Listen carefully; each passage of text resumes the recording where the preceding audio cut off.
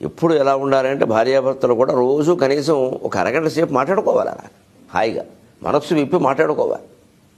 పొద్దున సాయంత్రం ఎప్పుడో అప్పుడు కేవలం వాళ్ళ కోసమే ఆ సమయం. కాఫీ ఆవిడ పట్టుకురాగానే ఏమైనా నువ్వు కూడా తెచ్చుకోవయ్యా, కాసేపు నీతో మాట్లాడితే నాకు ఆనందంగా ఉంటుందంటే ఇంత లావు అవుతారు, 2 కేజీలు బరువు పెరుగుతారు. ఆనందం చాలా వ్యాధుల్ని పోగొడుతుందండి, అసలు రానియకుండా చేస్తుందండి. చాలామంది ఏదో మాకు మధుమేహం ఉంది, రక్తపోటు ఉంది అంటారు. భార్యాభర్త కూర్చుని ఆనందంగా కబుర్లు చెప్పుకోవడం, పిల్లలతో గడపడం, సరదాగా అటు ఇటు కాస్త షికారుకి వెళ్ళొస్తూ ఉండడం లాంటివి ఉంటేనండి ఇవి తగ్గిపోతాయండి, అసలు రావండి. కానీ ఖచ్చితంగా కనీసం ఒక అరగంట సేపైనా కూర్చొని మాట్లాడుకోవాలి. కానీ అక్కడే ఒక విషయం గుర్తుపెట్టుకోవాలి, అరగంట దాటి మాట్లాడుకోకూడదు. అవసరమైతే మళ్ళీ వాయిదాల పద్ధతిలో 2వ సీటింగ్ వేయాలి. అంతేగాని ఇంకా దొరికింది కదా, బాగుంది కదా అని అలా కొనసాగిస్తే అనవసరపు మాటలు వస్తే తగాదాలు అక్కడ కూడా వస్తాయి.